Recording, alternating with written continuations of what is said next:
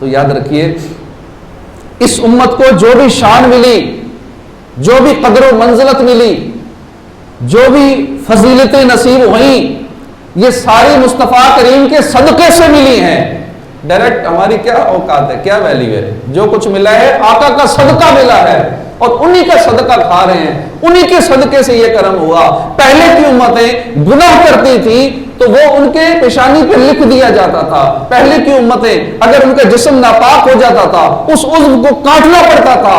پہلے کی امتوں میں اگر کپڑے ناپاک ہو جاتے تھے اس کپڑے کو کاٹنا پڑتا تھا، دھونے سے پاک نہیں ہوتا تھا۔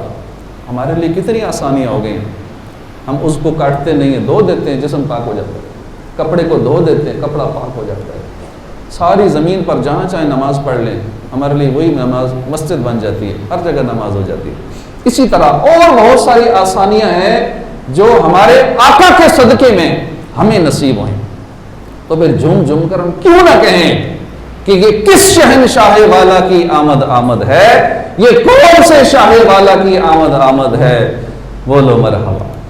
تو یہ آقا کی دھومیں کیوں نہ مچائیں، آقا کے تذکر پر ہم کیوں نہ کریں کہ یہ اس شہنشاہ والا کی آمد آمد ہے جو انگلی کے اشارہ کرے تو چاند کے 2 ٹکڑے کر دیں، یہ اس شہنشاہ والا کی آمد آمد ہے جو ڈوبے ہوئے سورج کو واپس پلٹا دیں، یہ اس شہنشاہ والا کی آمد آمد ہے جو اپنے ہاتھوں سے، اپنے ہاتھوں کی انگلیوں سے پانی کے چشمے جاری کر دیں، یہ اس شہنشاہ والا کی آمد آمد ہے جو حضرت جابر کے گھر دعوت ہو، ایک چھوٹا سا بکری کا بچہ اور 4 کلو کا آٹا 1400 صحابہ کو پورا ہو جائے پھر بھی بچ جائے، اور پھر بکری کو زندہ بھی کر دیں، یہ اس شہنشاہ والا کی آمد آمد ہے۔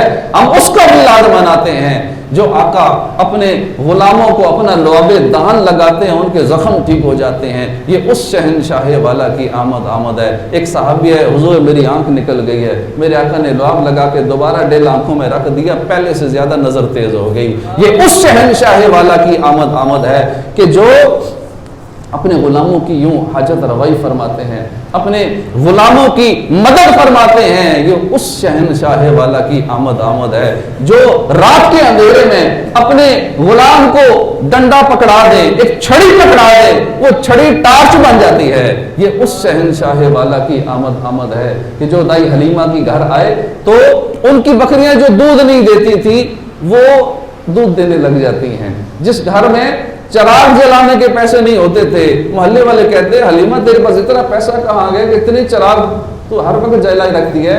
اور میں نہیں، یہ مدینے کا چاند ہے جس کی روشنی، اس کے چہرے کا نور جو ہے میرے گھر کو روشن کرتا رہتا ہے۔ یہ اس شہنشاہ والا کی آمد آمد ہے کہ جو مسکراتے تھے، دانتوں کی کھڑکیوں سے نور نکلتا تھا اور باقاعدہ در و دیوار روشن ہوتے ہوئے نظر آتے تھے، یہ اس شہنشاہ والا کی آمد آمد ہے جو اس کائنات کی سب سے حسین ترین شخصیت ہیں، جن کی خاطر یہ زمین و آسمان بنائے گئے، جن کی خاطر عرش و کرسی بنے، جن کی خاطر یہ کائنات بنائی گئی، سجائی گئی۔ زمین و زمان تمہارے لیے، مکین و مکا تمہارے لیے، چنین و چنا تمہارے لیے، بنے 2 جہاں تمہارے لیے، دہن میں زبان تمہارے لیے، بدن میں ہے جان تمہارے لیے، ہم آئے یہاں تمہارے لیے، اٹھیں بھی وہاں تمہارے لیے۔ تو دنیا میں بھی اتنے کرم ہوئے، مرنے کے بعد بھی ہماری قبر وہی روشن فرمائیں گے، انہی کے قدر لگیں گے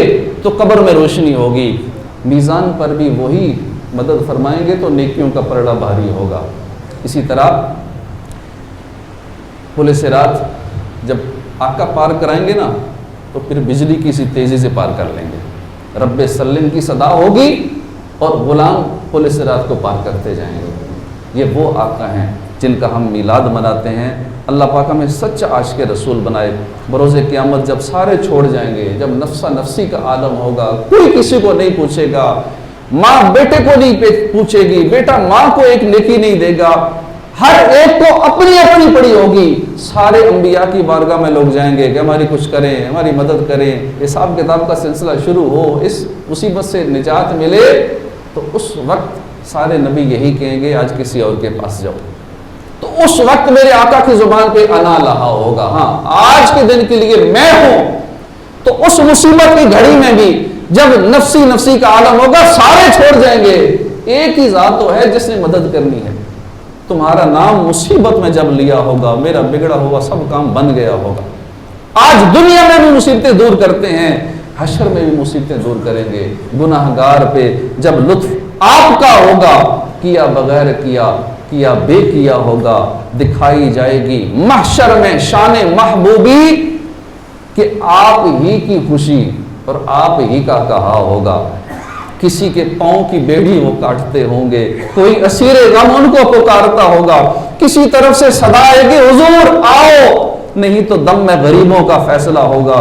کوئی کہے گا دعائیں یا رسول اللہ، تو کوئی تھام کے دامن مچل گیا ہوگا۔ یہ بے قرار کرے گی صدا غریبوں کی، مقدس آنکھوں سے تار اشک کا بندہ ہوگا۔ ہزار جاں فدا نرم نرم پاؤں پہ پکار سن کے اسیروں کی دوڑتا ہوگا۔ یہ اس شہنشاہ والا کی آمد ہے، پھر بھی خوشیاں کیوں نہ منائیں کہ جس کے آنے سے اس انسانیت کو اتنا فائدہ ہوا کہ ایک مرتبہ حضرت دہیہ کلبی بہت خوبصورت صحابی تھے، یہ آقا کی بارگاہ میں بیٹھے تھے تو آقا نے فرمایا چلو کوئی ایسا غم زدہ واقعہ سناؤ۔ کہتے ہیں یا رسول اللہ اسلام لانے سے پہلے میں چونکہ سخت دل تھا تو ایسا کرتا تھا، لوگ اپنی اپنی بچیوں کو زندہ دفن کرتے تھے تو بہت سارے لوگ تھوڑے نرم دل ہوتے تھے، وہ اب زندہ خود نہیں دفن کر سکتے تو مجھے کہتے تھے چلو یہ سخت دل آدمی ہے تو یہ دفن کر دے۔ یا رسول اللہ میں نے 80 بچیوں کو زندہ دفن کیا میں نے اپنے ہاتھوں سے۔ تو ایک مرتبہ میں کہیں سفر پہ جا رہا تھا، سفر پہ جاتے ہوئے میری بیوی امید سے تھی، میں چلا گیا، پیچھے سے میری بیٹی پیدا ہوگی، میں نے بتا کے گیا تھا بیٹی ہوئی تو اس کو دفن کر دینا، اس کو مار دینا، بیٹا ہوا تو ٹھیک ہے اسے رکھ لینا۔ میں چلا گیا، میری بیٹی پیدا ہوگی۔ 5 سال بعد جب میں دوبارہ واپس گھر آیا، دروازہ کھٹکھٹایا، ایک بچے نے اندر سے پوچھا کون؟ اس نے کہا میں گھر کی مالکہ ہوں۔ اس نے بچے سے پوچھا تم کون؟ بچے نے کہا میں اس گھر کے مالک کی بیٹی ہوں۔ اب اس نے جب اپنے والد کو دیکھا، 5 سال سے منتظر تھی اپنے والد کا دیدار کرنے کے لیے، والد سے چمٹ گئی۔ اب باپ بھی خوبصورت تھا، بیٹی بھی بہت خوبصورت بیٹی تھی، اب ماں نے بھی اسی لیے دفن نہیں کی، اتنی پیاری بیٹی میں کیسے اس کو دفن کروں؟ پھر عورتوں کے ماؤں کے دل ویسے ہی نرم ہوتے ہیں۔ اب انہوں نے بڑا دل کیا اپنی بیٹی کو سینے سے لگا لوں، لیکن پھر کہا کہ لوگ کیا کہیں گے کہ لوگوں کی بیٹیوں کو دفن کر چکا ہے، 80 بچیاں دفن کر چکے ہیں، اپنی بیٹی کی باری آئی تو محبت ہوگی اپنی بیٹی سے۔ دل پہ پتھر رکھ کے کہتے ہیں یا رسول اللہ 80 بچیاں دفن کی، مجھے کبھی اتنا افسوس نہیں ہوا۔ یا رسول اللہ ایک بار تھوڑا سا دل پریشان ہوا، وہ کب ہوا کہ جب اپنی بچی کو میں لے کے جانے لگا۔ اب ماں نے کہا ٹھہرو ذرا میں بچی کو تیار تو کر لو۔ ماؤں کی خواہش ہوتی ہے کہ جب بچیوں کو ویسے بھی رخصت کرتی ہیں شادی بیاہ پہ گھر سے تو اس کو سجاتی ہیں، دلہن بناتی ہیں۔ اس نے کہا چلو بچی ہمیشہ کے لیے جا رہی ہے، بچی کو تیل لگایا، سرما ڈالا، بچی کو تیار کیا۔ اب بچی باپ کے ساتھ جا رہی ہے، رستے میں باپ کو جب پسینہ آتا ہے تو بچی صاف کرتی ہے، کبھی اپنے والد کے پیشانی چومتی ہے، چہرہ چومتی ہے۔ کہتے ہیں میں ایک ریگستان پہ پہنچ گیا، جب اس ریگستان میں پہنچا وہاں جا کے بچی کو میں نے بٹھایا، میں نے گڑھا کھودنا شروع کر دیا۔ گڑھا کھودتے کھودتے جب مجھے پسینہ آ جاتا، میری بیٹی میرا پسینہ صاف کرتی، میرے اوپر ریت مٹی پڑتی، اس کو جھاڑ دیتی، پاپا آپ تھوڑا سا آرام کر لو، بعد میں یہ کام کر لینا۔ اب میں سخت دل تھا، بچی کو دفن کرنا تھا، جب گڑھا کھود لیا میں نے بچی کو دھکا دیا، اس گڑھے میں پھینکا۔ بچے نے سمجھے شاید میرے ساتھ کھیل رہے ہیں، کوئی مذاق کر رہے ہیں، میں نے مٹی ڈالنا شروع کر دی۔ جب مٹی اس کے چہرے تک پہنچی، اس کی آنکھوں تک پہنچی، سانس بند ہونا شروع ہوئی، تو میری بچے نے چیخنا چلانا شروع کر دیا، اے بابا یہ آپ کیا کر رہے ہیں؟ یا میرے ساتھ کیا کر رہے ہیں؟ آپ مجھے کیوں مار رہے ہیں؟ چل میں آپ کے گھر سے ہمیشہ کے لیے چلی جاؤں گی، کسی کو نہیں بتاؤں گی میں دہیہ کلبی کی بیٹی ہوں، میں ہمیشہ کے لیے چلی جاؤں گی، آپ کا نام بھی نہیں لوں گی، آپ مجھے چھوڑ دیں، مجھے نہ دفن کریں، مجھے نہ ماریں۔ کہتے ہیں کہ میں مٹی ڈالتا گیا، جب اینڈ پہ ان کی بالکل سانس بند ہونے لگی تو بچی نے آسمان کی طرف آنکھ اٹھائی، یا اللہ وہ تیرا محبوب کب آئے گا جو بچیوں کو عزت دے گا؟ بچیوں کو زندہ دفن کیا جاتا تھا، ان کو کب اس مصیبت سے نجات ملے گی؟ یا اللہ اس محبوب کو جلدی بھیج دے۔